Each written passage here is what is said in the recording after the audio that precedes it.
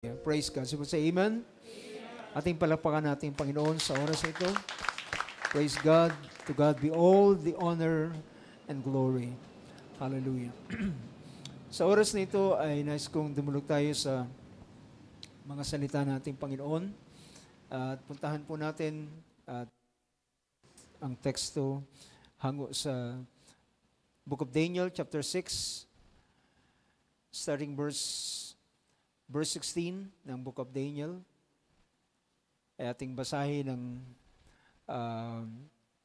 pangyayaring ito, ang narrative na pinakita at nasulat sa aklat ni Daniel. Sabi ng verse 16, sabi dito, Then the king gave orders, and Daniel was brought in and cast into the lion's den. The king spake, the king spake and said to Daniel, Your God, whom you continually serve, will himself deliver you. A stone was brought and laid over the mouth of the den, and the king sealed it with his own signet ring and with the signet rings of his nobles, so that nothing would be changed in regard to Daniel. Then the king went up to his palace and spent the night fasting, and no entertainment was brought before him, and his sleep fled from him. Then the king arose at dawn at the break of the day, and went in haste to the lion's den. And when he had come near the den to Daniel, he cried out with a troubled voice. And the king spoke and said to Daniel, Daniel, servant of the living God, has your God, whom you continually serve, been able to deliver you from the lions? Then Daniel spake to the king, O king, live forever. My God has sent his angel and shut the lion's mouth, and they have not harmed me, inasmuch as I was found innocent before him, and also toward you, O king, I committed no crime. Then the king was very pleased and gave orders for Daniel to be taken out of the den. So Daniel was taken out of the den, and no injury whatever was found on him, because he had trusted in his God. Praise God. Tayo mo sabing amen? Ako po tayo sa oras na ito. Purihin ang Diyos na ating pinaglilingkuran at ating patuloy na sinasamba. Diyos na nagbibigay sa atin ng biyaya at ng kalakasan. So salamat po sa Panginoon. At ng aking may bahay, hindi po nakasama dahilan sa siya po ang kasama ngayon ni Ate Shirley sa bahay. At salamat sa Panginoon dahilan kagabi ay naramdaman ng aking hipag ang pagtaas ng blood pressure, at naging dahilan yon kung bakit hindi sila kagad umuwi.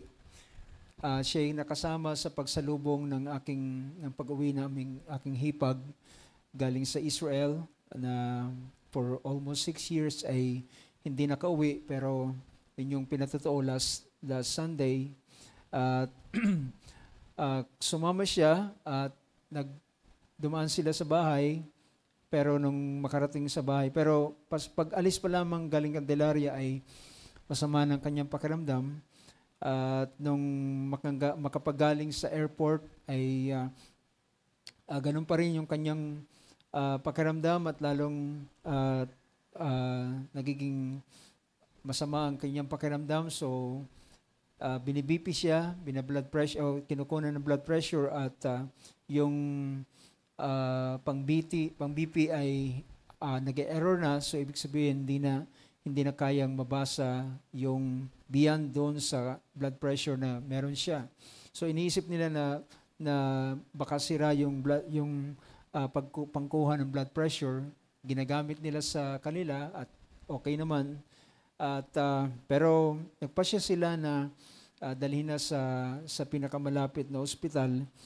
At doon na laman ng yung napakataas ng kanyang blood pressure at yung kanyang sugar ay mataas, at kahit man yung kanyang ihi ay meron ng bahid ng dugo. So probably ito yung mga naging cause ng pagtaas ng kanyang blood pressure. Pero salamat sa Panginoon, at yung pala yung mga oras na yun ay parang naninigas na yung panga ng aming aking hipag, at yun na yung panahon na siya ay nadala sa ospital at siya ay naagapan. At salamat sa pagliligtas ng Panginoon. So ang Diyos ay dapat na totoong maalalay sa lahat ng mga sitwasyon. So siya ang gumagawa ng mga circumstances, siya ang pumipigil ng mga bagay. At kapag ang Diyos ay totoong may plano pa sa buhay ng kanyang mga anak, ay kayang pigilan ng Diyos ang lahat ng mga bagay. So salamat sa ating Panginoon. So patuloy natin sama sa prayer ang si Sister Shirley sa kanyang kalalagayan. So tayo pumunta sa ating paksa na pag-uusapan sa oras na ito. At kagaya na banggit ng ating MC at song leader, ito po ang ating last Wednesday sa year 2023. So kung ang Diyos ay naging mabuti sa atin sa loob ng sa year na ito, ay higit pang siya ay magiging mabuti sa mga darating na panahon. Dahilan merong awit na nagsasabing, the more that I love Him, more love He bestowed. Habang tayo ay nagmamahal sa Kanya, ay higit pang pagmamahal ang Kanyang pwedeng ibigay sa bawat isa atin. Kanyang sinusuklian, tinutumbasan, at higit pa dun sa bagay na ating ibinibigay sa Kanya ay ating matatanggap mula sa Kanya. Sa gabing ito ay nais kong i-share sa inyo ang isang kaisipan, at ito'y binabasa ko sa mga nagdaang mga araw ang pangyayaring ito.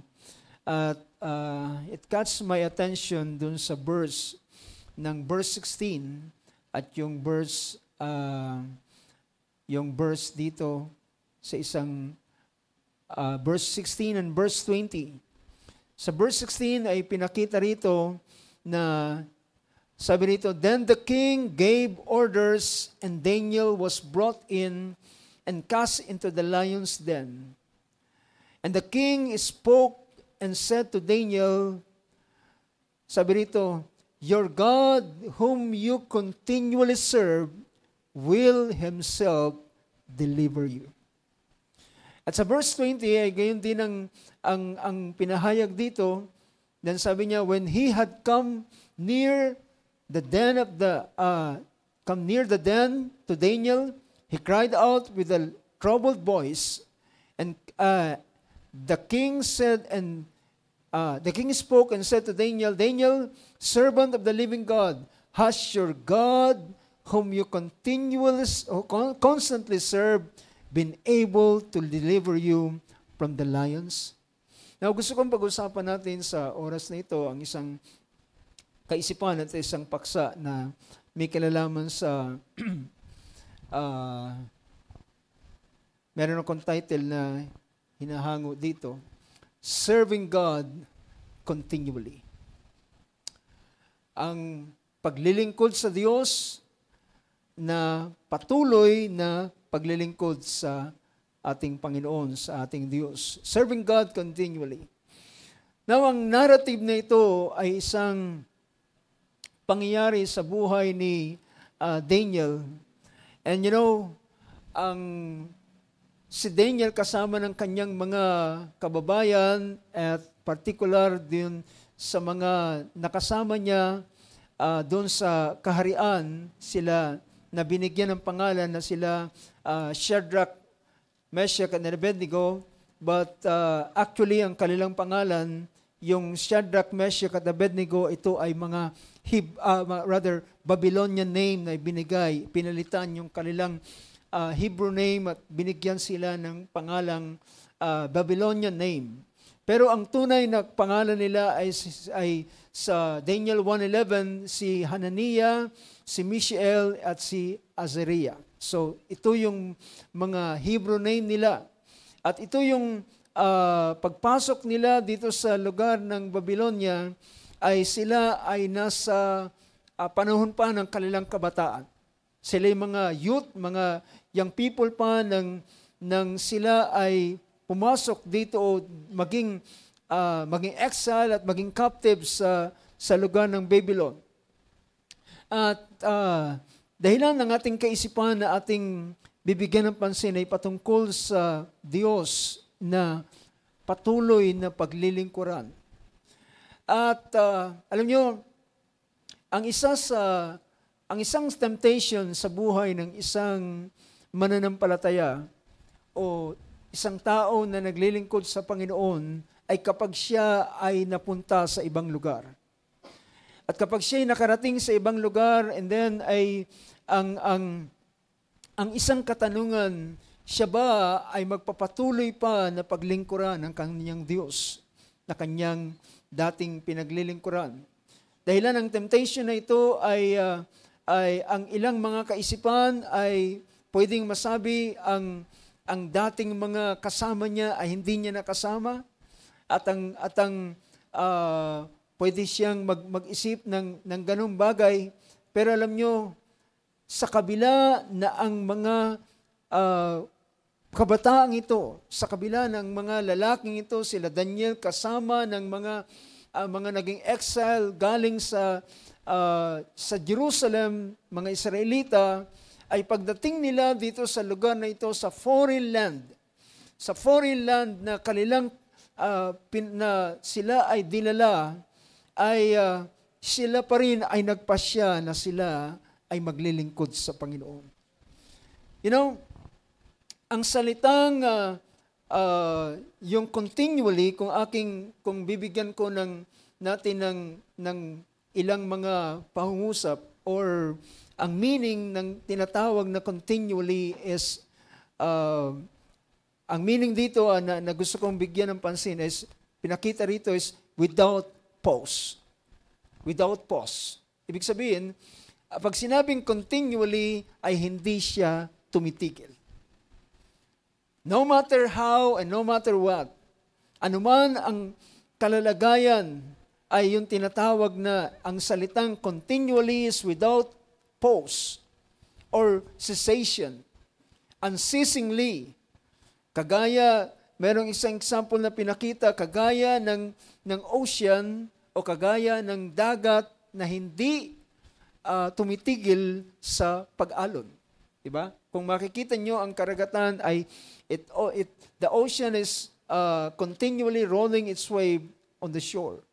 So nagpapatuloy siya. So yun yung salitang continually. At pinakita pa rito na it's very often repeated succession from time to time. So ganyan yung salitang continually. At ito ay pwede nating makita pa sa ilang mga sabihin natin na synonyms o kaparehong salita na may kakabit natin dito sa salitang continually, at yun yung salitang consistent,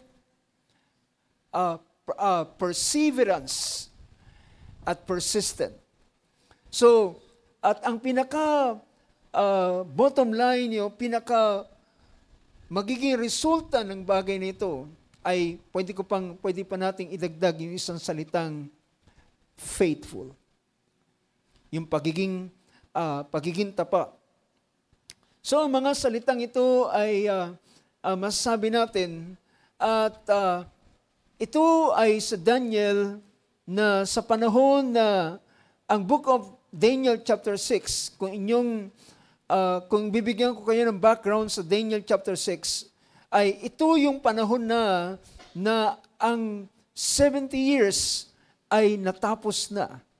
Or ang pinapakita rito dahilan, ang sabi ng Panginoon sa Book of Jeremiah, sa pamamagitan ni Prophet Jeremiah, sabi niya, 70 years ng Israel ay maglilingkod sa bansa ng Babylonia at pagkatapos ng 70 years ay hahatulan ng Diyos ang bansa ng Babylonia at sila ay pababalikin ng Panginoon doon sa lupain na ibinigay sa kanila ng Panginoon. Sapagkat ang sabi ng banal na kasulatan, pagkatapos ng 70 years, ay aking gagawin ang aking mabubuting mga salita na aking sililita sa inyo.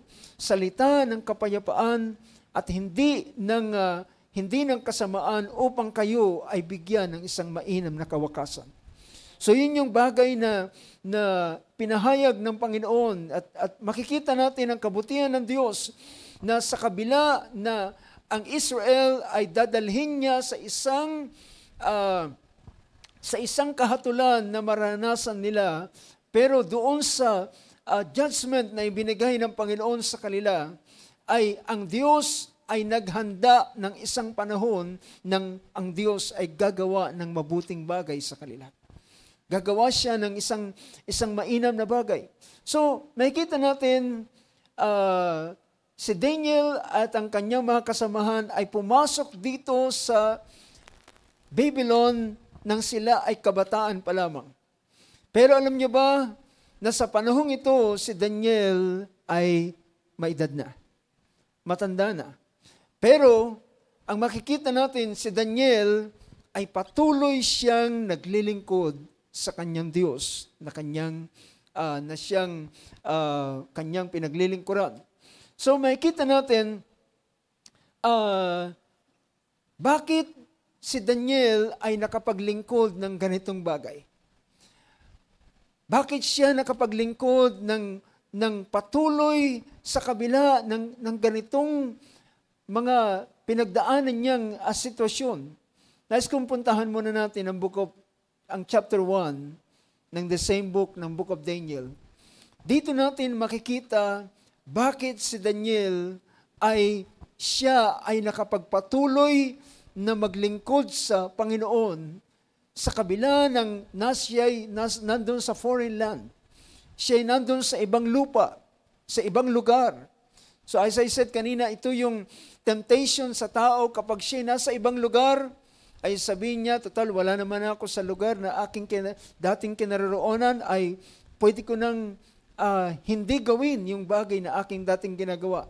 Pero tingnan niyo, anong dahilan bakit si Daniel ay narito sa ganitong kalalagayan? Tingnan natin ang Daniel chapter 1 verse 8.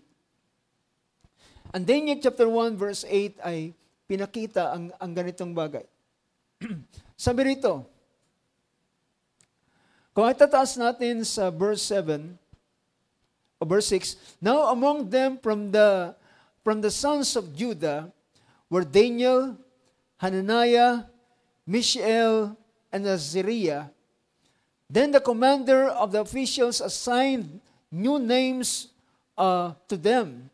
And to Daniel, he assigned the name Belteshazzar, to Hananiah is Shadrach, to Mishael is Meshach, and to Azariah is Abednego. But Daniel, pansinin niyo in verse 8, but Daniel made up his mind that he would not defile himself with the king's choice food, or with the wine which he drank. So he sought permission from the commander of the officials that he might not defile himself. Basahin natin sa Tagalog.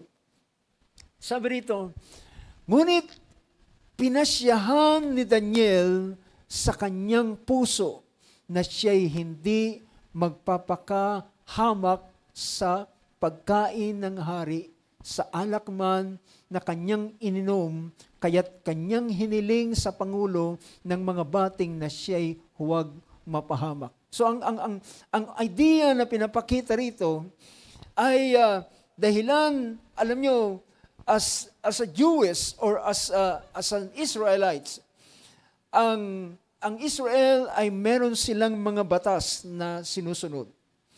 The law of Moses ay nagpapakita sa kanila ng mga bagay na dapat nilang kainin at mga bagay na hindi nila dapat kainin at mga bagay na hindi nila inumin ay ay nakasaad ito. At si Daniel, sa kabila na siya'y napunta doon sa lugar ng Babylonia. Well, alam niyo mga kapatid, ang kaisipan ni Daniel, sa kabila na ang Diyos ay dinala sila sa ganitong hindi mainam na kalalagayan, but still doon sa kanyang puso ay nagsabi siya, handa pa rin siyang maglingkod sa Panginoon. Yun yung pinakabagay na kanyang, alam nyo, ang tao, minsan kapag mabuti ang lahat ng mga bagay na nangyayari, ay sinasabi nila, sarap paglingkod sa Panginoon. Pero kapag ang mga bagay ay nangyayari na tila baga hindi favorable sa kanila, hindi mainam na mga bagay na naranasan nila, nagpapasimula sila na sumbatan ng Diyos at sasabihin, kung ako ay mahal ng Diyos, ay bakit ako nakakaranas ng ganitong bagay? Kung ang Diyos ay totoo, minsan dumarating sa kanila sa ganitong bagay na sila ay nagpapasimulang mag-aalinlangan. Pero mga kapatid, si Daniel sa kabila na sila ay inalis ng Panginoon mula sa lupain ng pangako, na doon sila nasa isang comfort na ibinigay ng Panginoon sa kanila. Pero nang sila'y alisin ng Panginoon at dalhin sa bansa ng Babylonia, sa lupain ng kanilang mga kaaway, sila'y naging captives. So alam natin ang nangyari, sinunog ng Haring Nebuchadnezzar ang Jerusalem, ang templo at sinira at kinuhang captive ang mga Israelita at dinala dito sa lugar ng Babylonia. Pero sa kabila na ganito ang bagay na kanilang naranasan, still, anong sabi rito ng Book of Daniel sa verse 8, but Daniel made up his mind. Ibig sabihin, si Daniel ay nagpasya sa kanyang sarili. Si Daniel ay nagpasya sa kanyang puso. Sa ibang version, kung titingnan natin ang Book of Daniel sa ibang version, sa verse 8, pinakita rito, but Daniel resolved himself. Now, tingnan natin ang ilang mga version dito. Sa verse, ang isang version, so ang Nasby kanina ay pinakita na Daniel made up his mind. Sa isang version ng BBE, and Daniel had come to the decision that he would not make himself unclean. Come to decision. Siya ay nagbigay ng kanyang kapasyahan. Sa isang version pa ng God's Word, sabi rito, Daniel made up his mind not to harm himself by eating the king's rich food and drinking the king's wine. Ang ISB, Daniel determined within himself. At ang King James Version, but Daniel purpose in his heart. Alam niyo mga kapatid, hindi mo mapaglilingkuran ang Diyos kung hindi ka muna hahantong sa ganitong pagpapasya. Hindi mo mapaglilingkuran ng Diyos ng tuloy-tuloy at walang putol kung hindi ka muna magbibigay ng ganitong kapasyahan. Merong isang awit na nagsasabing, I am resolved. I am resolved. Pag sinabing I am resolved, ay nagpasya na siya sa kanyang sarili na wala ng ano pamang bagay na makakahadlang sa kanya. So ganito ang ginawa ni Daniel nang siya ay, yan ang dahilan kung bakit nakita natin ang buhay ni Daniel throughout his life, from his youth hanggang sa siya ay dumating na sa kanyang old age. Siya pa rin ay he continually served God. Siya ay patuloy na naglilingkod sa Panginoon dahilan siya ay nagpasya sa kanyang kaisipan. He made up his mind. He's come to decision. At siya ay determinado. He's determined and he purposed in his heart na siya ay hindi niya dudungisan. Alam niyo, ako ay kapansin-pansin ang verse 8 na ito. Alam niyo, sabi rito, babasahin ko muli. But Daniel made up his mind that he would not defile himself with the king's choice food. Alam niyo, para sa iba, ay isang napaka-laking pribilehiyo ang makakain ng pagkain ng hari. Diba? Ang makakain ng mga choice food ng hari. Ito ay isang karangalan, ito ay isang privilege para sa isang tao. Pero alam niyo ang sabi rito, Daniel made up his mind that he would not defile himself with the king's choice food or with the king's wine, with the wine which he drank, so he sought permission. Alam niyo ang hiningi niyang permission, hindi ang permission para makakain o makainom ng pagkain ng hari, kundi ang permission na huwag nang kumain. Humingi siya ng permission. Sabi rito, so he sought permission from the commander of the official that he might not defile himself. So humingi siya ng pahintulot na huwag nang kumain.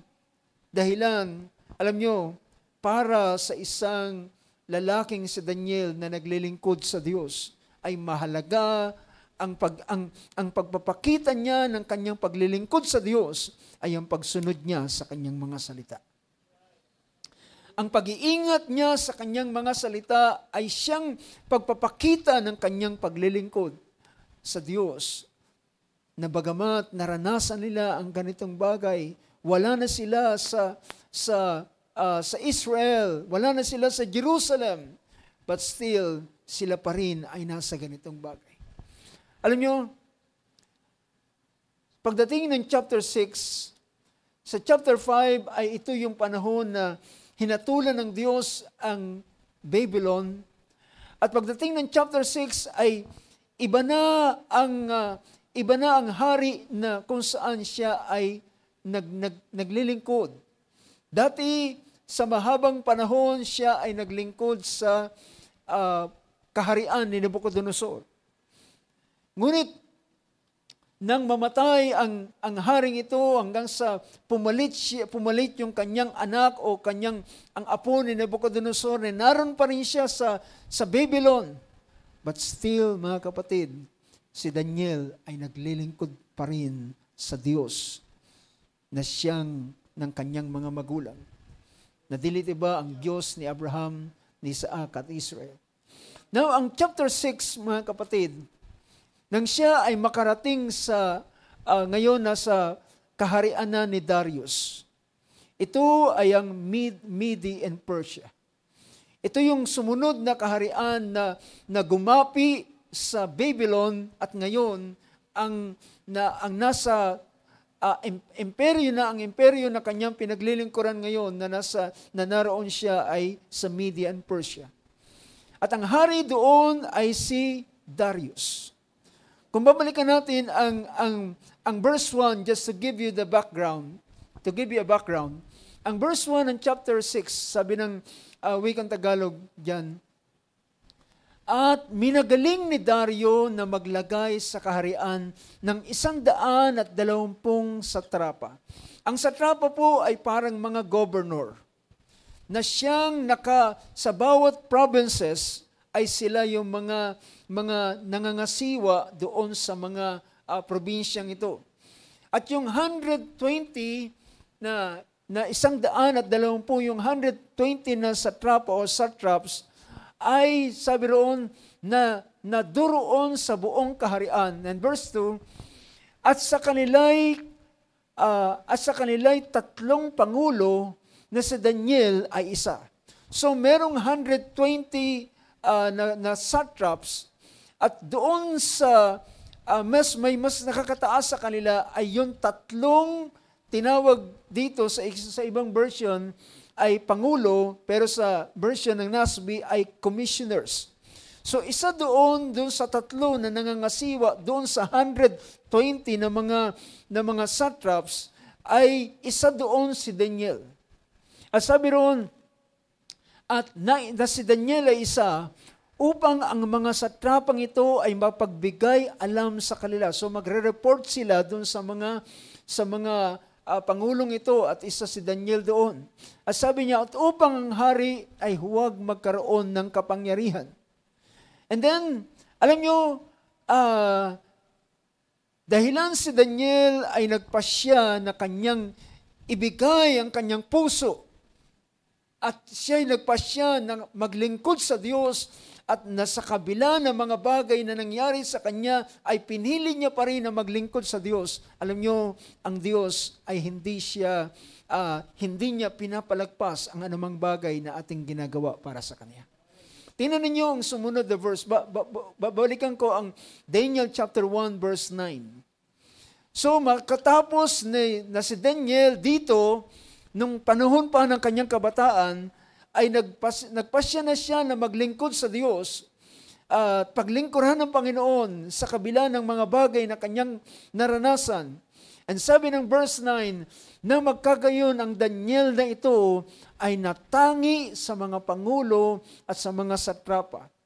Sabi rito ng verse 9, now God granted Daniel favor and compassion in the sight of the commander of the officials. Sa kabila ng si Daniel o sa ganitong kalalagayan ng ipasya ni Daniel na siya'y maglingkod ng ganitong bagay. Alam nyo, ang Diyos ay naglagay ng favor sa kanya. Siya'y naglagay ng favor sa kanya. At ang favor na ito ay kinalugdan siya ng mga at kinaawaan siya at kinasihan siya, sa madalit sabi, ng mga commander at ng mga official doon sa Babylon. At gayon pa rin ang kalalagayan ni Daniel hanggang sa panahong ito. Dahilan, pagdating ng chapter 6, ay pinakita roon na si Daniel din ay napipisil ni Dario na maging isa na kung yung 120 na satrapa ay nasa ilalim ng pangangasiwa ng 3 commissioner at isa si Daniel. At ang gusto ng hari ay si Daniel ay ilagay na pinaka-pangulo sa lahat sa kanila.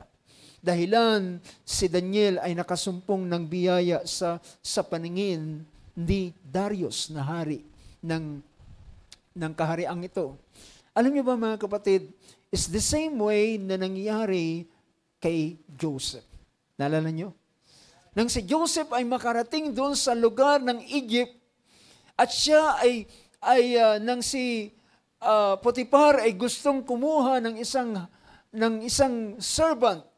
Then napiling niya, nakita niya si Joseph at kanyang binili si Joseph mula doon sa mga nagbebenta ng mga alipin. At kinuha si Daniel at nang kasama niya na si Daniel, si Potiphar ay nagkaroon ng nagiliw kay Joseph at siya ginawang pangulo sa lahat ng kanyang buong sambahayan. In fact, sabi pa ng banal na kasulatan, lahat ng kanyang ginagawa ay pinagkatiwala kay Joseph. At sabi niya, kahit yung tinapay na kanyang isusubo ay pinagkatiwala kay Joseph. So ganoon yung favor na ginagawa ng Panginoon. At gayon din ang favor na naranasan ni Daniel. Then tandaan natin, nang si Daniel ay magpasyang ipaglingkuran ng Diyos, then God gave him favor.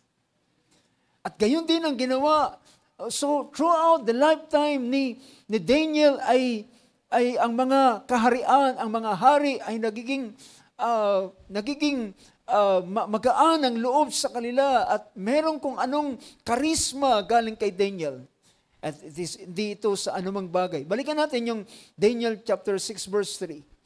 Then this Daniel began distinguishing himself among the commissioners. So, napansin ni Darius na siya ay kakaiba dito sa 3 mga commissioner. So then this Daniel began distinguishing himself among the commissioners and satraps because, pansinin niyo yung sumunod na pangusap, because he possessed an extraordinary spirit. Siya ay nagtataglay ng kakaibang uri ng espiritu. At alam natin ito ay ang paggawa ng Diyos sa buhay ni Daniel. Diba? Ang paggawa ng Diyos sa buhay ni Daniel at ang pinakaunang-unang nangyari sa buhay ni Daniel, mga kapatid, ay nang sila ay malagay sa alanganin at gustong dahilan sa panaginip ni Nabucodonosor na nakalimutan niya na hindi niya alam pero siya ay binabagabag ng panaginip na ito, ay gusto niyang hingin sa mga wise men, sa mga magician. Well, wag niyo isipin nga kapag nakabasa kayo ng magician dito sa Book of Daniel, wag niyo isipin na yung kagaya ng magician ngayon, Brother Yomel, na naglalabas ng rabbit mula sa hat. Ang tinutukoy dito ay mga wise men. Mga marurunong sila. So mga wise men. So at dito si Daniel, ang pinakaunang favor na inilagay ng Diyos kay Daniel ay ang kaisa-isang si Daniel lamang ang pinagpahayagan ng panaginip na nakalimutan. Diba? That's what happened in the book of Daniel. So, dito ay pinapakita na sa verse 3 that Daniel, because he possessed an extraordinary spirit. Siya ay merong kakaibang espiritu na sumasa kanya. At ang tingin ng mga Babylonians sa kanya ay ang espiritu ng Diyos ay naroon sa kanya. Dahilan, at yun ang totoo. Ang espiritu ng Diyos ay inilagay sa kanya. At bakit niya nagagawa ang ganitong bagay? Bakit siya nakakapag-interpret o bakit siya na ipapahayag ang mga bagay na lihim? Ito'y dahilan, merong espiritu ng Diyos na gumagawa sa kanya. See this, there an extraordinary spirit. Naalala ko ang sabi ng Panginoon ng kanyang sabihin, ang pagkakaiba ni Joshua at ni Caleb among sa lahat ng mga Israelites, at kanyang sinabi, sapagkat meron silang kakaibang espiritu. At ito ay ang espiritu ng Diyos na gumagawa sa kanila. Although, at that point of time, ay wala pang indwelling spirit, pero merong anointing na gumagawa sa kanila. So, sabi rito, and the king planned to appoint him, Daniel, over the entire kingdom. Ito ngayon yung plano, yung favor, ang Diyos ay naglagay ng favor kay Haring Dario at nagiliw si Dario kay Daniel na meron siyang kakaiba sa lahat. Well, lahat sila ay matatalino, lahat sila ay natuto ng lahat ng karunungan ng Babylon, pero iba si Daniel. Iba yung charisma na meron siya. Iba yung aura, yung nadarama ni Darius sa kanya. At gusto ni Darius na gawin si Daniel na pinakamataas sa lahat ng mga gobernador, lahat ng mga opisyales doon sa kanyang kaharian.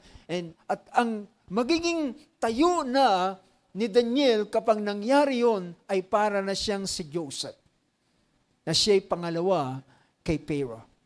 So, at ang nangyari mga kapatid, dahilan sa nakita nila yung pabor ng Haring Dario kay Daniel at halos siya ay gustong gawing pinakaulo sa lahat ng buong kanyang kaharian.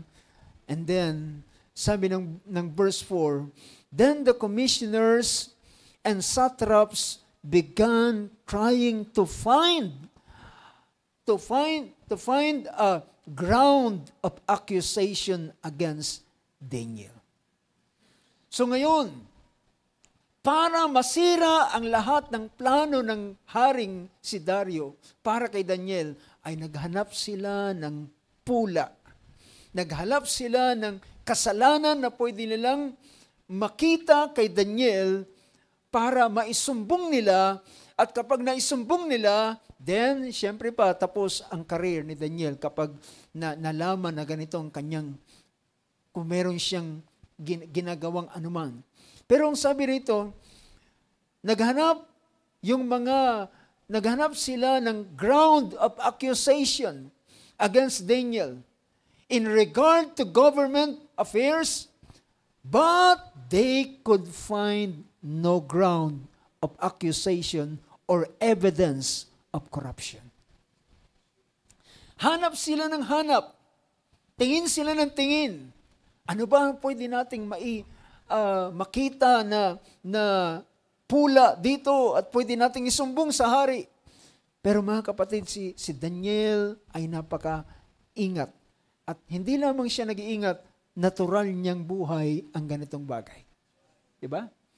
Iba po yung nagpapakita, iba yung gamitin ko yung term na nagpapalakas sa hari. Iba yung nagpapalakas sa hari at iba yung buhay ni Daniel na natural niyang ginagawa. Natural siyang nagtatapat. Natural siyang nagiging diligent sa kanyang mga bagay na kanyang ginagawa. At habang ginagawa niya yung bagay na yun, then it's para sa kanya normal ang pagtatapat.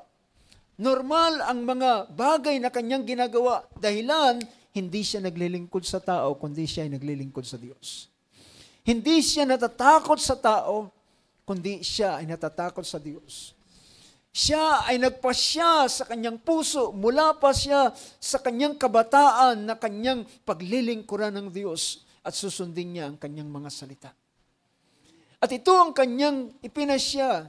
And then, yung mga commissioner na ito ay naghahanap ng ground of accusation sa kanya, but they found none. Inasmuch, sabi niya, and they could find no ground of accusation or evidence of corruption, inasmuch as he was faithful and no negligence or corruption was to be found in him. So, siya ay tapat. Now, pansinin niyo yung salitang yan na faithful. For he is, sabi dito, inasmuch as he was faithful.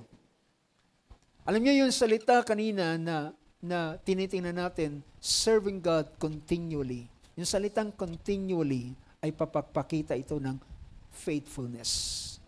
Diba? Yun yung other words ng continually. Ibig sabihin ng continually is consistent. Diba? Consistent. Hindi nagbabago, hindi nagpa-fluctuate.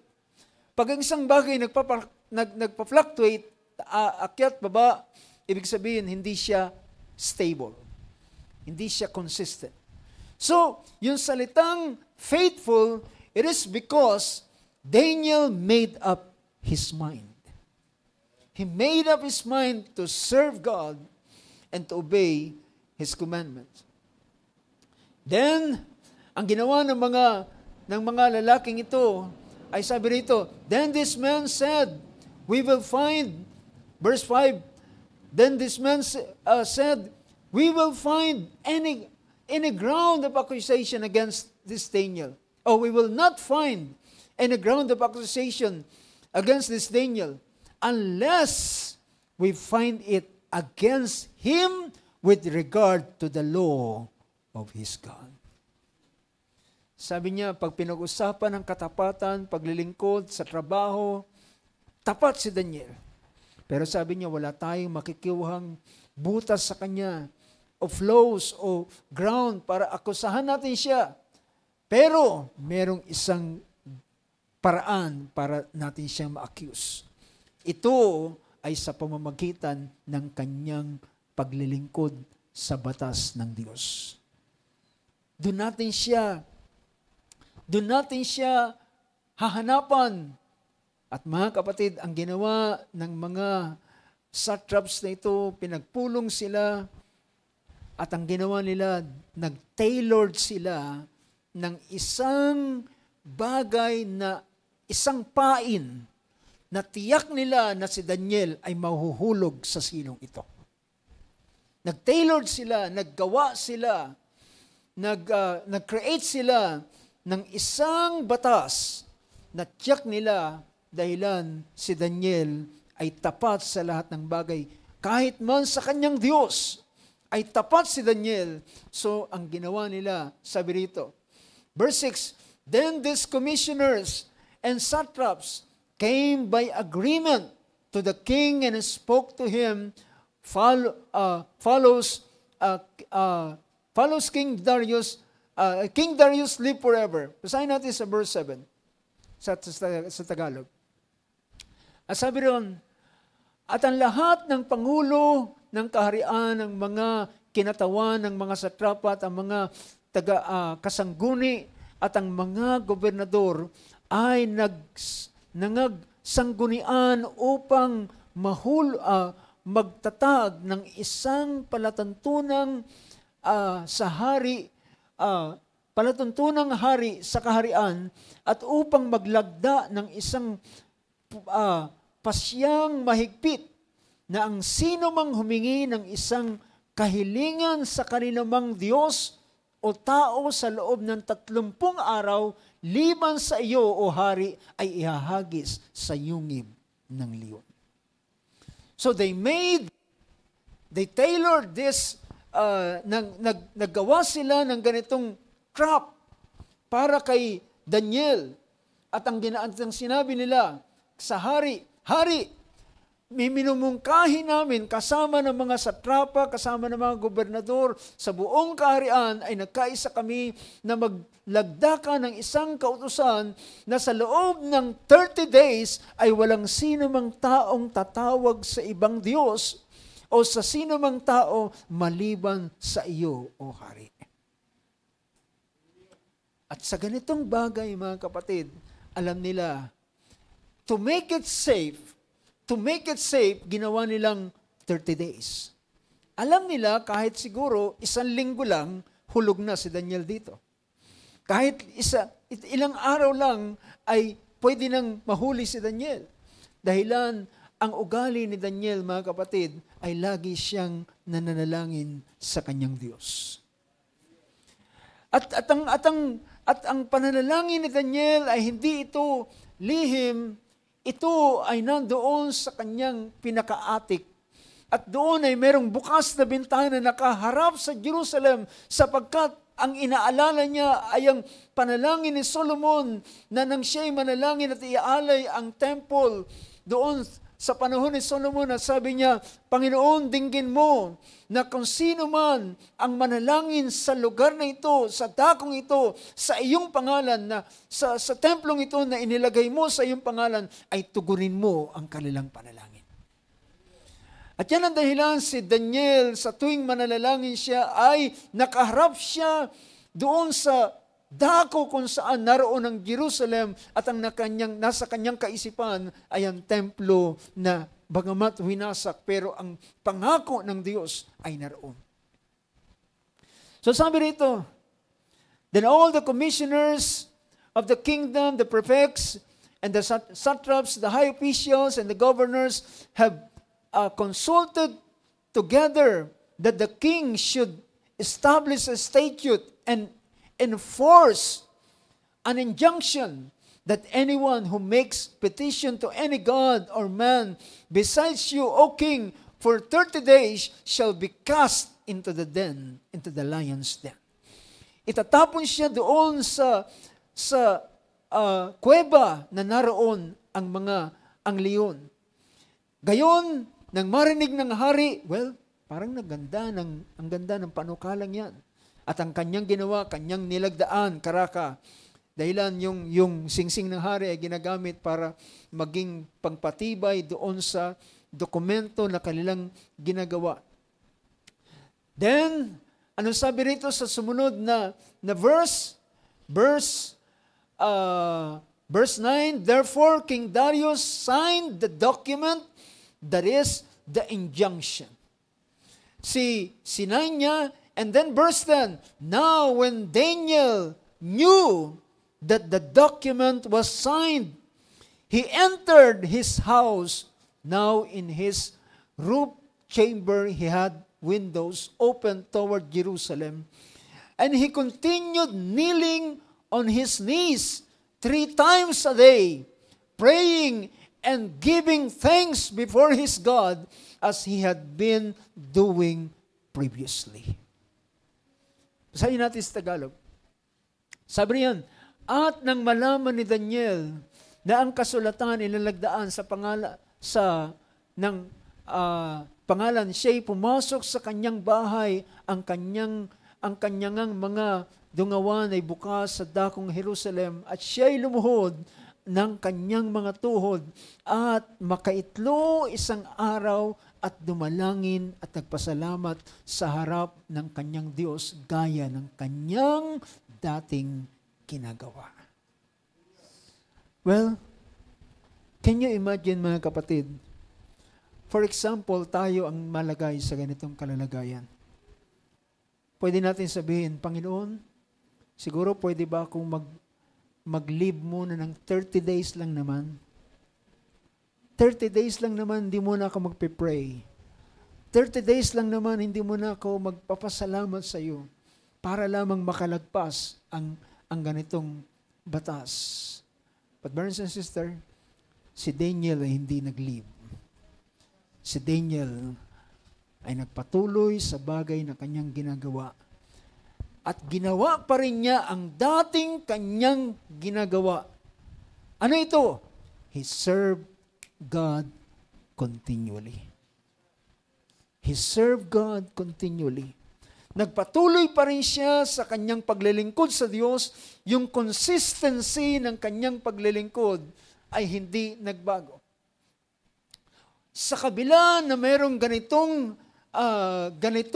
klase ng batas na nilagdaan na, at alam niya yung penalty. Alam niya yung kabayaran ng ganitong bagay, at ang kabayaran ay walang iba kundi ang kanyang buhay.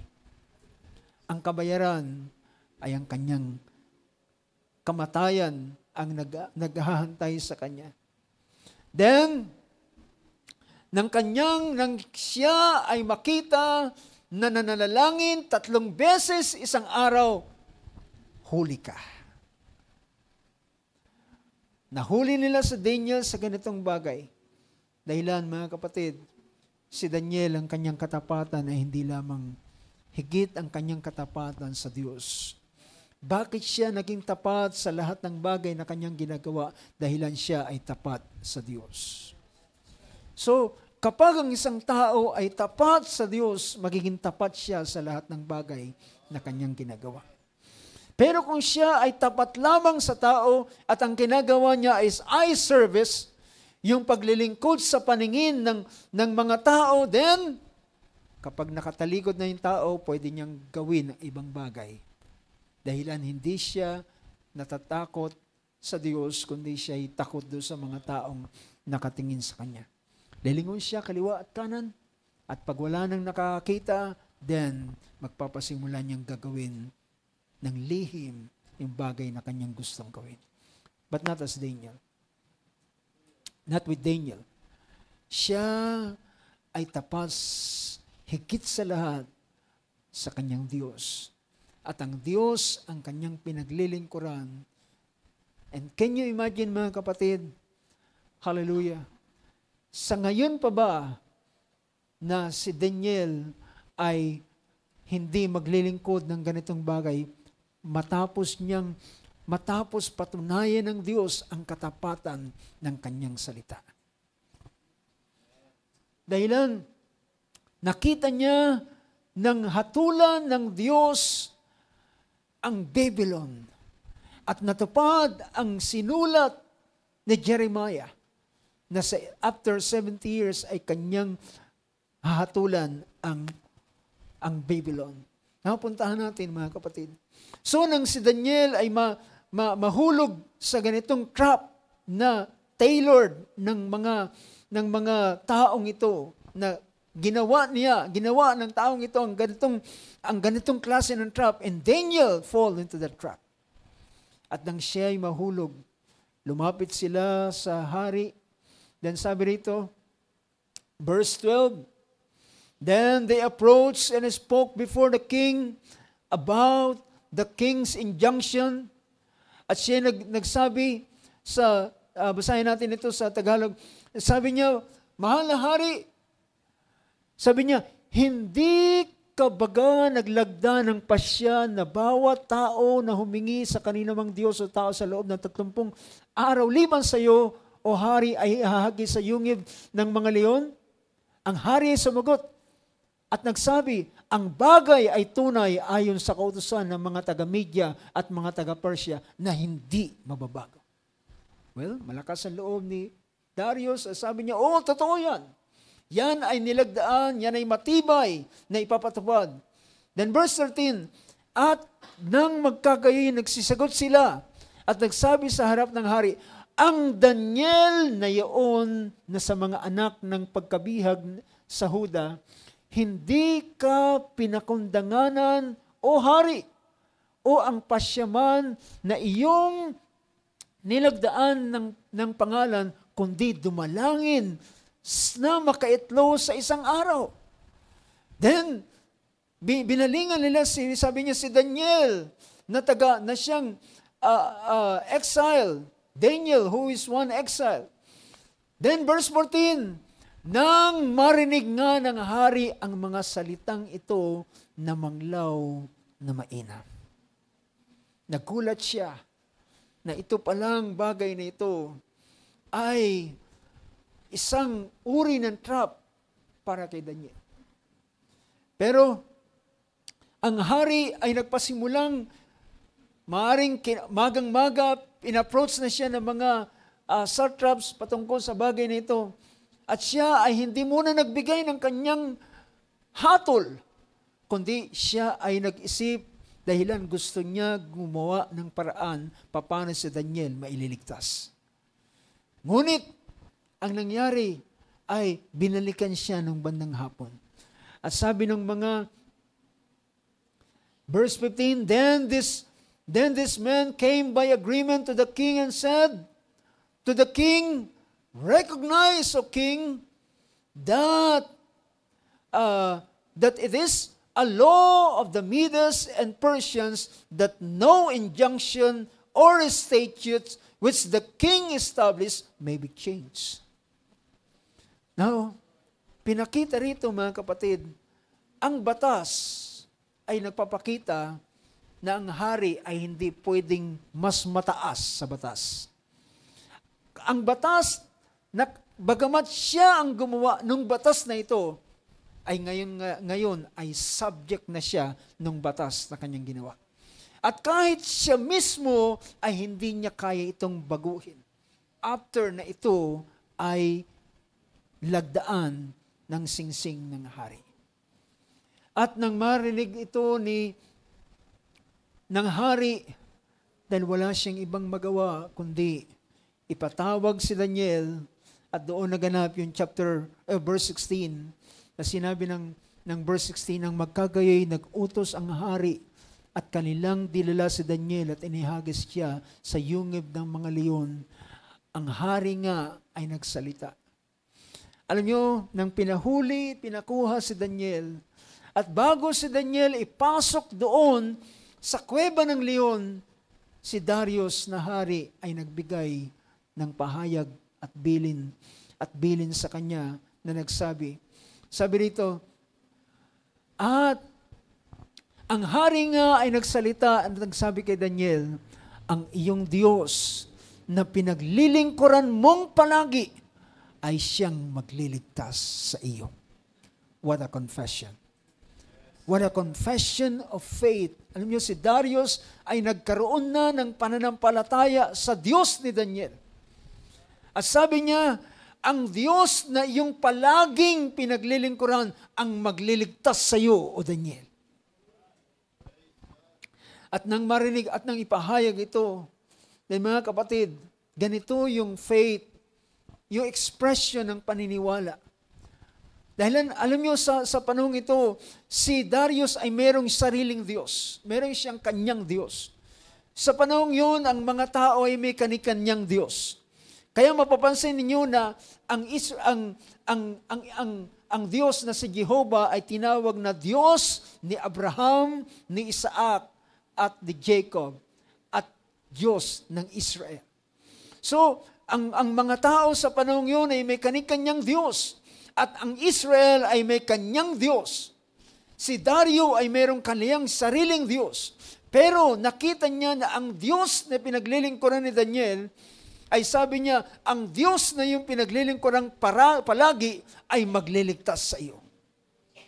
And after this confession na ipinahayag ni Darius, ang pinasok si Daniel doon sa Den of Lions at isinara ng malaking bato yung kuweba at tinatakan ng tatak upang walang sino man na pwedeng magbukas doon. Ang sino mang magbubukas doon ay kamatayan din ang naghahantay sa kanya.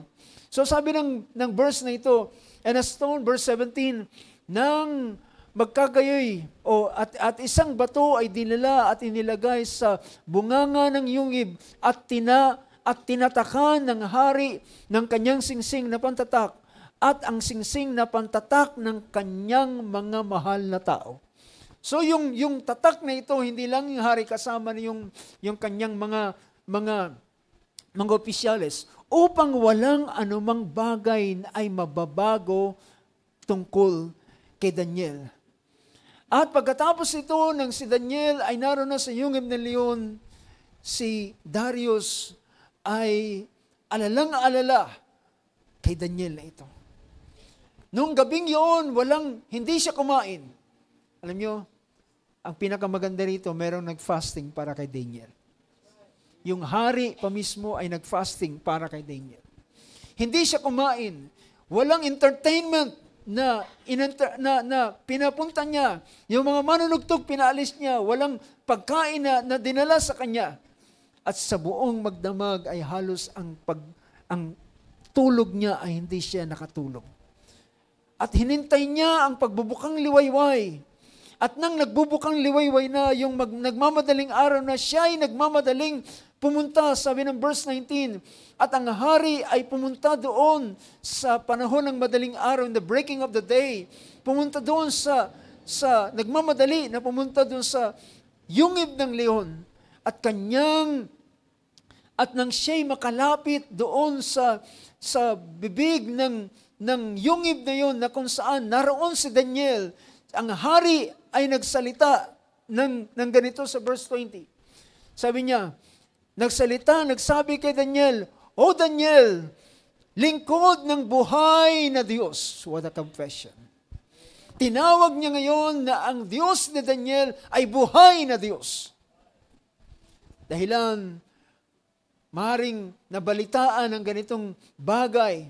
Then, sabi niya, O Daniel, lingkod ng buhay na Diyos, ang iyo bagang Diyos na iyong pinaglilingkurang palagi ay nakapagligtas sa iyo sa mga leon?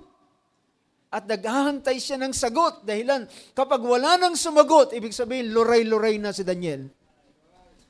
Pero nang kanyang sabihin, Daniel, ikaw na naglilingkod sa buhay na Diyos, ang iyo bang Diyos na pinaglilingkuran na palagi ay nagligtas sa iyo sa mga leon? Then, inantay niyang sigot. At si Daniel mula ron sa likuran, sa loob ng yungib, sa verse 21, sabi ron, At sinabi nga ni Daniel sa hari, O hari, mabuhay ka magpakailanman. Buhay si Daniel.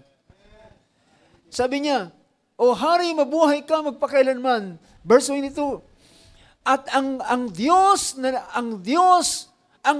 ko'y nagsugo ng kanyang anghel at itinikom ang mga bibig ng mga leon at hindi nila ako sinaktan, palibhasay sa harap niya ay nasumpungan akong walang sala at ngayon din ay sa harap mo, O Hari, wala akong ginawang kasamaan.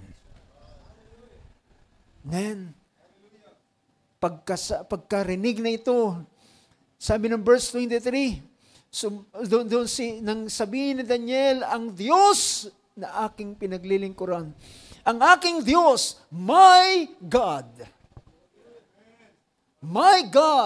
sent His angel and shut the lion's mouth, and they have not harmed me.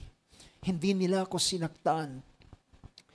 At sabi niya, sapagkat ako'y inosente, wala akong inosente sa harapan ng Diyos at sa iyong harapan, at ako'y walang anumang bagay na kasamaang ginawa kahit man sa iyo, O Hari. Then next verse, nang magkakayay, natuwang mainam ang hari at pinag-utos na kanilang isampa si Daniel mula sa yungib. Sa gayoy isinampa si Daniel mula sa yungib at walang anumang sugat na nasumpungan, walang galos, walang kalmot, walang kagat ng leon, kundi siya ay sabi niyan, at nasumpungan sa kanya sapagkat siya ay nagtiwala o tumiwala sa kanyang Diyos. Matapos na malaman ang ganitong bagay, mga kapatid,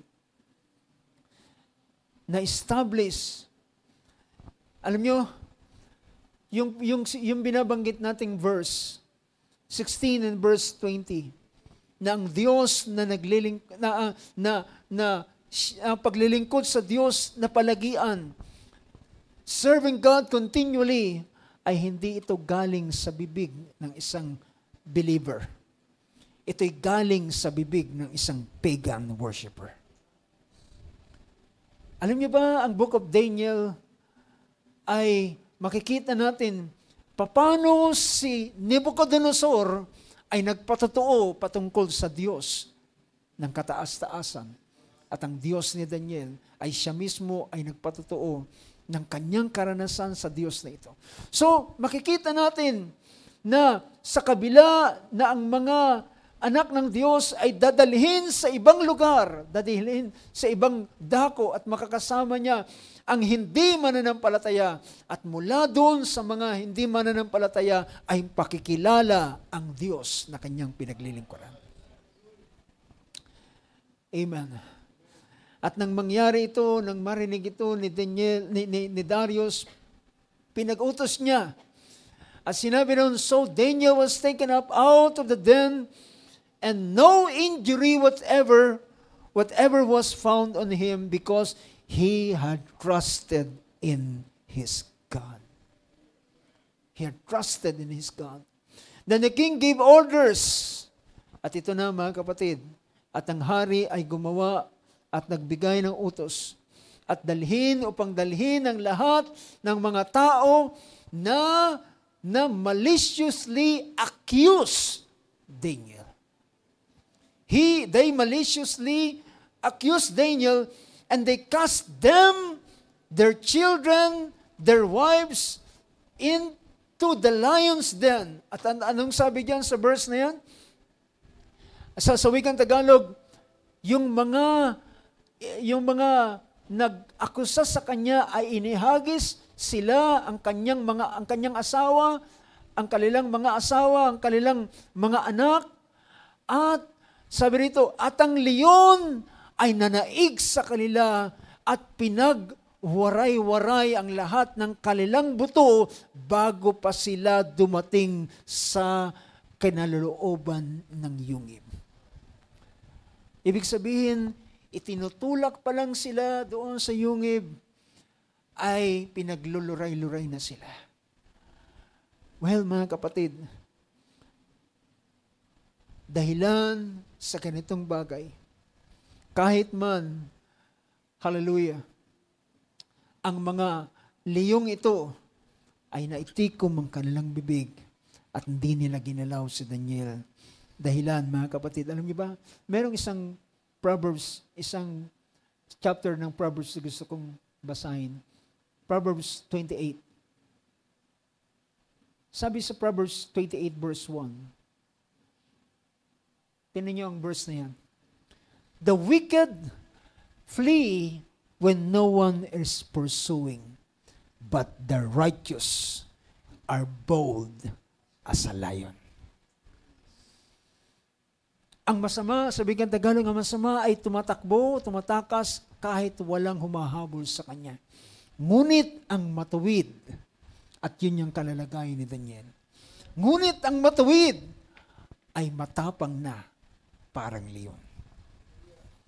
Well, mga kapatid, ang boldness na ito ay hinarap ni Daniel dahilan alam niya wala siyang kasalanan. Alam niya wala ang anumang ina-accuse sa kanya. Kung inakusahan man siya, ito'y pagsunod pa rin niya sa Diyos na kanyang pinaglilingkuran. At nang kanyang gawin ang ganitong bagay, and when he served God, even in this darkest moment, kahit man sa ganitong pinakamadilim na kalalagayan, ang Diyos ay hindi nagpabaya sa kanya.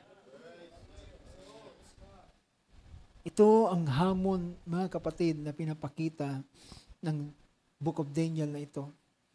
We can serve Him continually. Merong isang awit na nagsasabing, paglingkuran natin ang Diyos, anumang kalalagayan,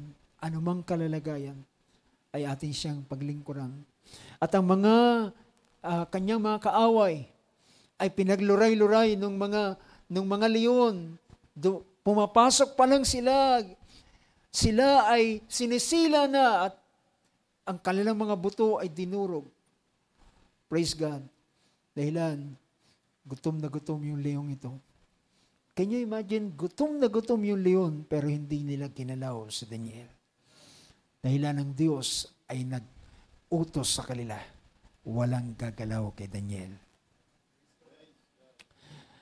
Then verse 25, sabi rito, then verse 25, then Darius, sa Tagalog, at si Darius nang magkagayoy sumulat ang Haring Darius sa lahat ng mga bayan, bansa at wika na tumatahan sa buong lupa.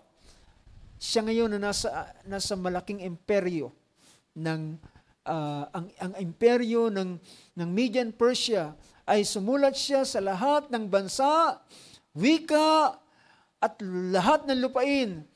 Sabi niya, may your peace abound. Sabi ron, at managana ang kapayapaan ay sumagana sa inyo. Then, na ako'y nagpapasya na sa lahat ng sakop ng aking kaharian ay magsipanginig at mga takot ang mga tao sa harap ng Diyos ni Daniel. Nalagyan na ng label kung sino ang dapat na Diyos na kanilang katakutan at dapat silang manginig. Kaninong Diyos? Kundi sa Diyos ni Daniel. Ano sabi rito? Na sa harap ng Diyos ni Daniel, sila ay magsipanginig at mga takot ang mga tao sa harap ng Diyos ni Daniel sapagkat siya ang buhay na Diyos. Siya ang buhay na Diyos, for He is the living God. At ang namamalagi magpakailan paman. Siya ay buhay na Diyos na mamalagi magpakailan paman. At ang kanyang kaharian ay hindi magigiba, hindi masisira. At ang kanyang kapangyarihan ay magiging hanggang sa wakas. And verse 37, siya ay nagliligtas at nagpapalaya. Siya ay gumagawa ng mga tanda at mga kababalaghan sa langit, sa lupa, at siyang nagligtas kay Daniel mula sa kapangyarihan ng mga leon. Praise God. So, ang isang bagay na naka-catch na aking attention dito is the God of Daniel. Sabi ron dito sa wikang Ingles, I make a decree that in all the dominions of my kingdom, men are to fear and tremble before the God of Daniel. He is the living God and enduring forever. His kingdom is one which will not be destroyed. Hindi mawawasak at matatalo ni naman. His dominion will be forever.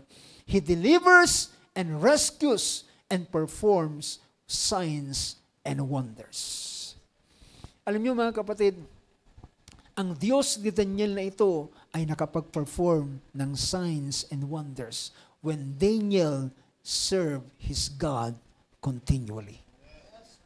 Ulitin ko mga kapatid, ang Diyos ni Daniel ay nakagawa ng signs and wonders at pagliligtas ng kakaibang klaseng pagliligtas ng kanyang paglingkuran siya ng patuloy. Ng kanyang paglingkuran ang kanyang Diyos kahit anong kalalagayan. Kahit anong sitwasyon ay kanyang pinaglingkuran.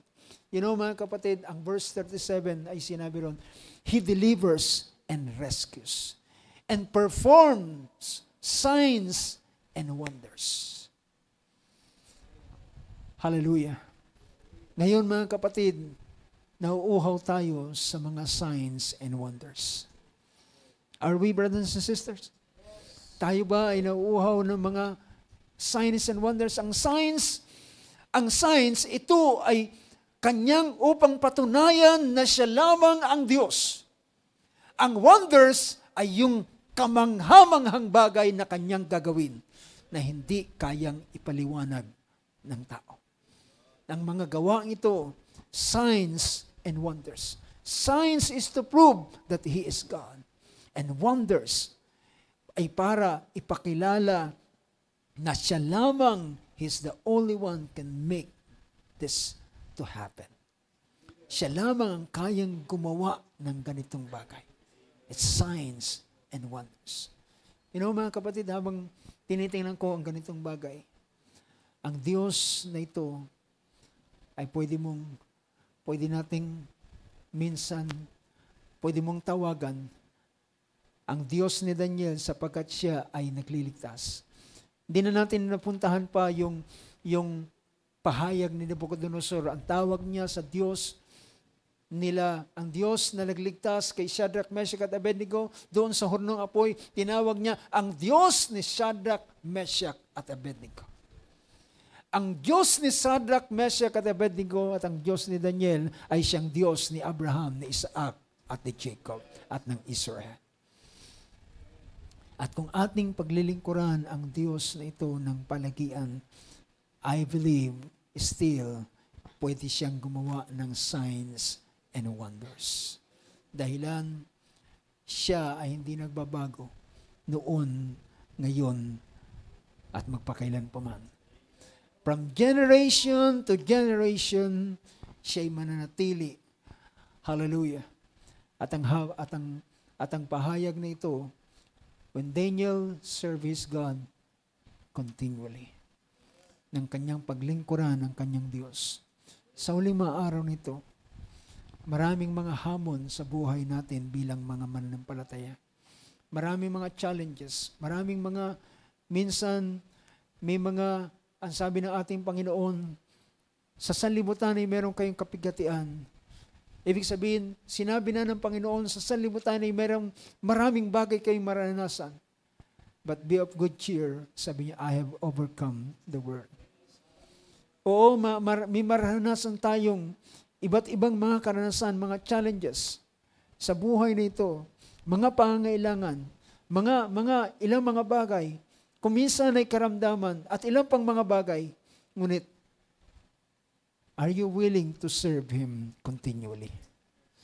Are we willing still na paglingkuran ng Diyos na ito ng palagian, anumang kalalagayan ng ating buhay?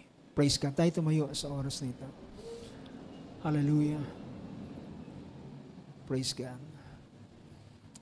Marami nating palakpakan ng Panginoon sa oras na ito. Hallelujah. Awit kanina, ay napakainam. He's sovereign over us. Yes, He's sovereign over us. Anuman ang mga bagay na ginagawa ng kaaway,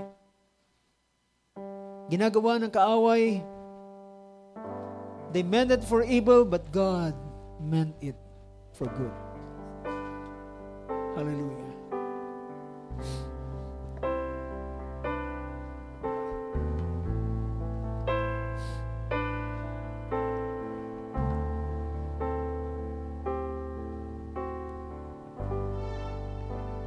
Strength within the sorrow.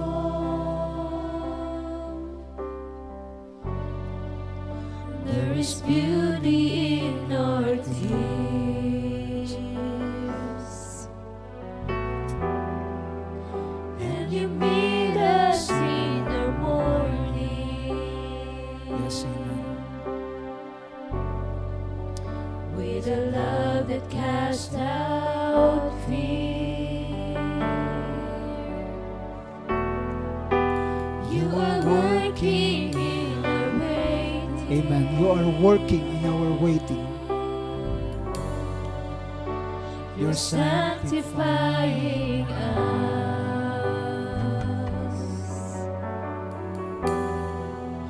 When beyond our understanding. Yes, Lord.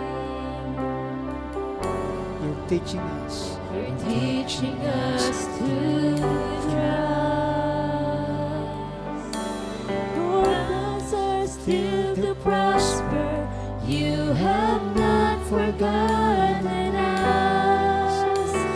You're with us in the fire and the flood. You're faithful forever, perfect in love. You are sovereign over us.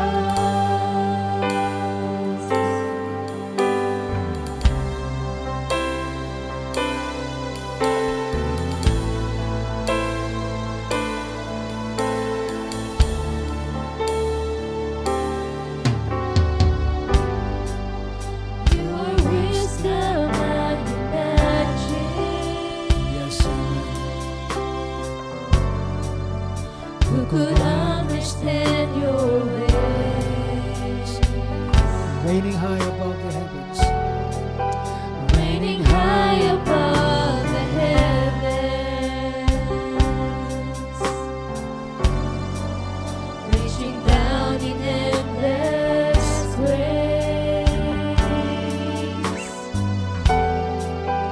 You're the lifter of the lowly. Yes, Lord. Amen. Compassionate and kind.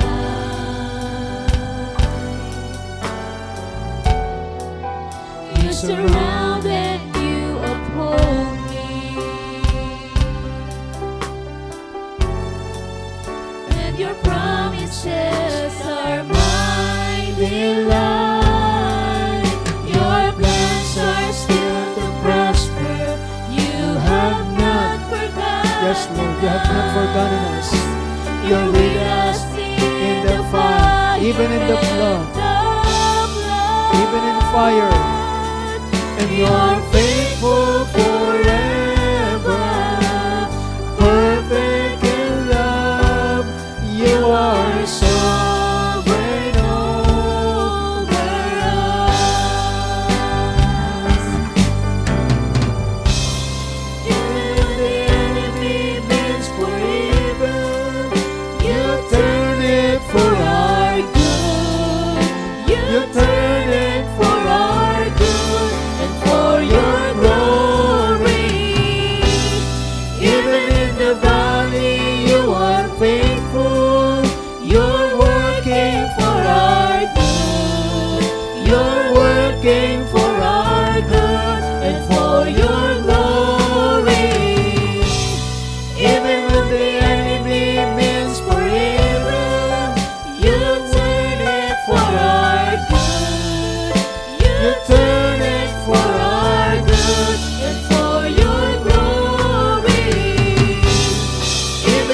the valley, you are faithful.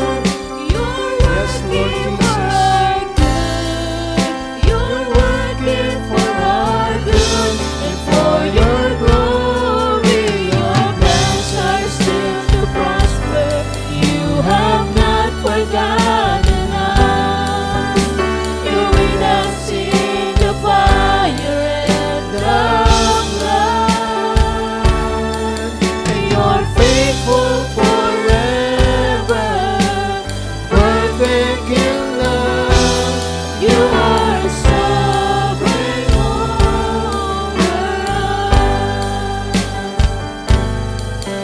You're faithful forever, perfect in love. You are sovereign over us. Amen. Thank you, Lord Jesus. Wonderful name of Jesus. Hallelujah. Hallelujah. Yes, amen. He is faithful.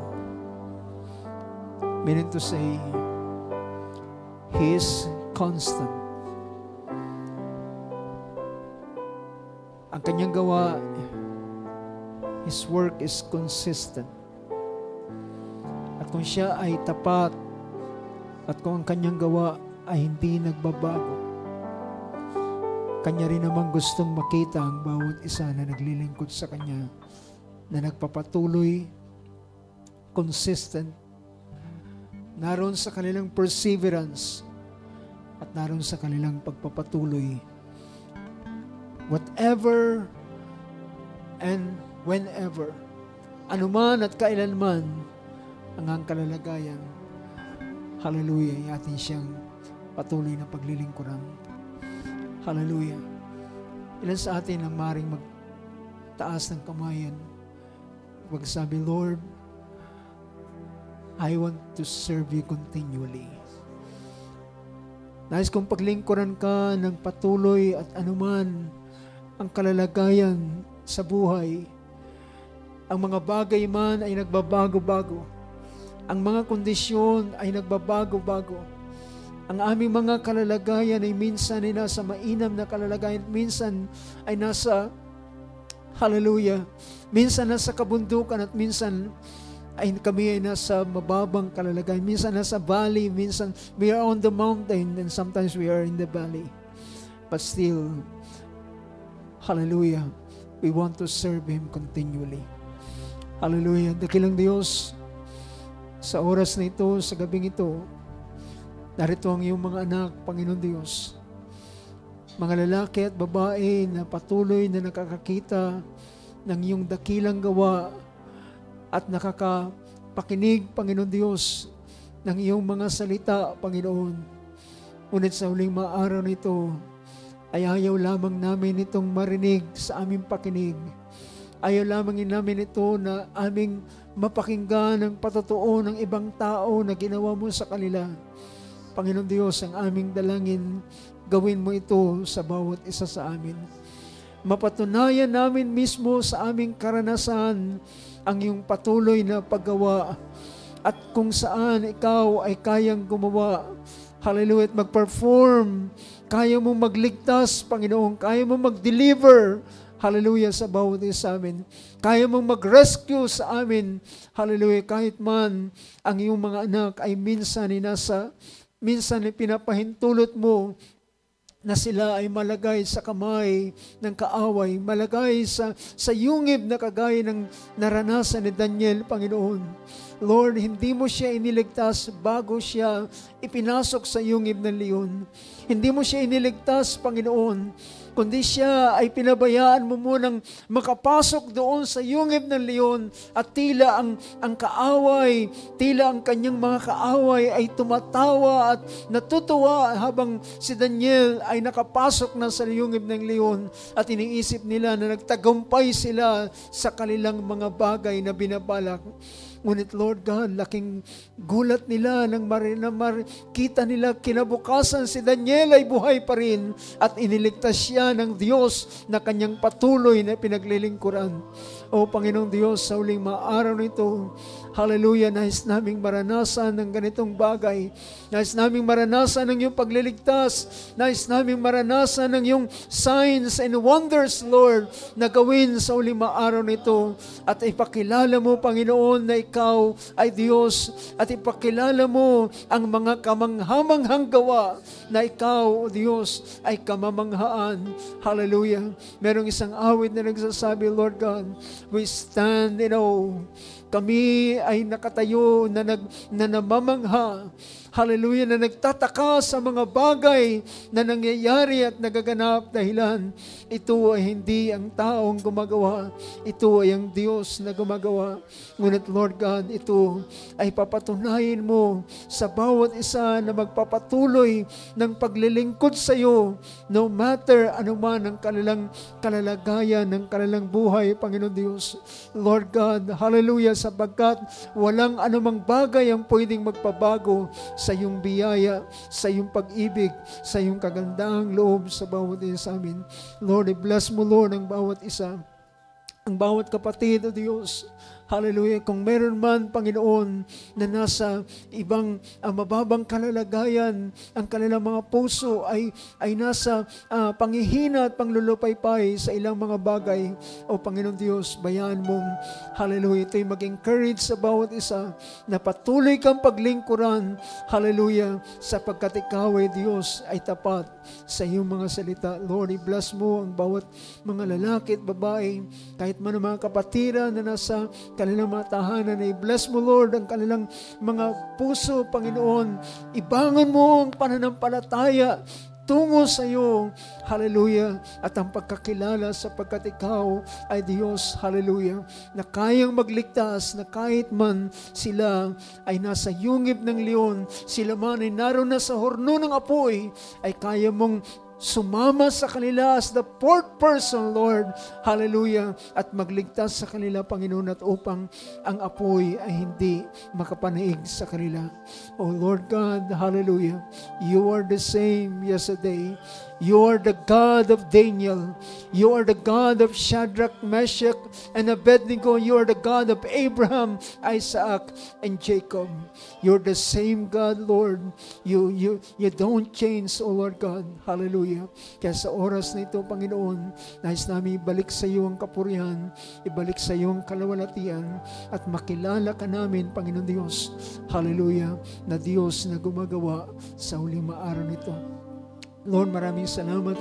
Tatapusin namin ang gawain ito sa oras na ito, na patuloy na magpagpapasalamat sa iyo at patuloy na pagbibigay ng karangalan at papuri sa iyo, dakilang Diyos. Ingatan mo kami sa aming pagtatapos at aming pag-iwalay, at ang buong pasalamat ay mauwi sa pangalan ng aming Panginoong Kristo Jesus. Amen. Amen and amen. Palakpakan natin Panginoon. Praise the Lord. Praise be to God.